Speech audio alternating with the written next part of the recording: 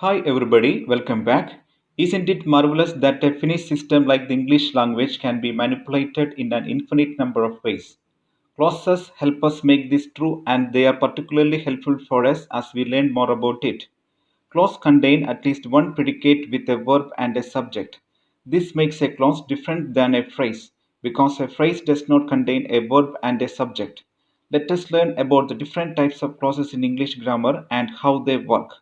A clause is a group of words which contain a subject and a verb. It may also contain an object or a complement, or an adjective or an adverb. So, what is a clause? We have a simple definition to remember it. A part of a sentence which has its own subject and its own predicate is called a clause. Here are some examples of clause like one clause, two clause, and three clause in a sentence. We will write examples of each. I graduated last year. When I came here, I saw him. When I came here, I saw him and he greeted me. Look at the first example. I graduated last year. Here we have one subject and one predicate.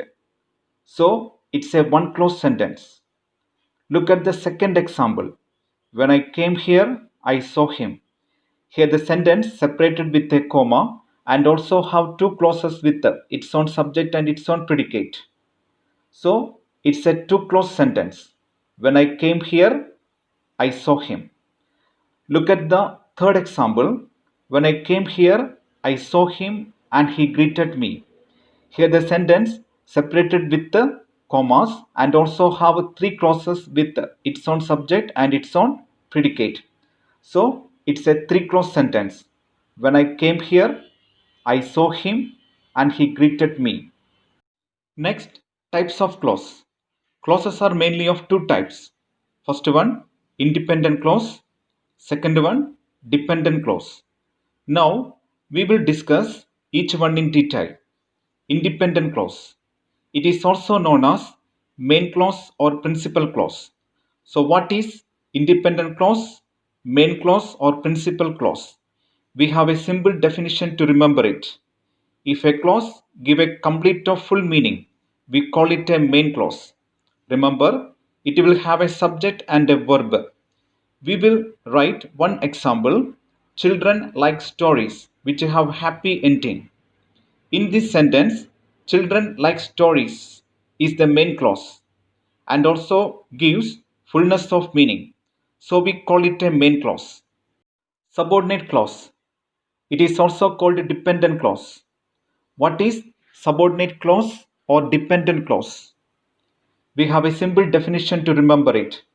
If a clause does not give complete expression or fullness of meaning, we call it a subordinate clause. Subordinate means dependent. If the main clause is removed, a subordinate clause will not express well. Remember, even subordinate clauses will have subject and verb. We will write one example. Children like stories which have happy ending. Look at the first clause. Children like stories. It gives a complete or full meaning. So we call it a main clause. Look at the second clause, which have a happy ending. It does not give complete fullness of meaning. So we call it a subordinate clause. Here, the subordinate clause, which have happy ending, express meaning depending on the main clause. More specifically, dependent clause take three forms.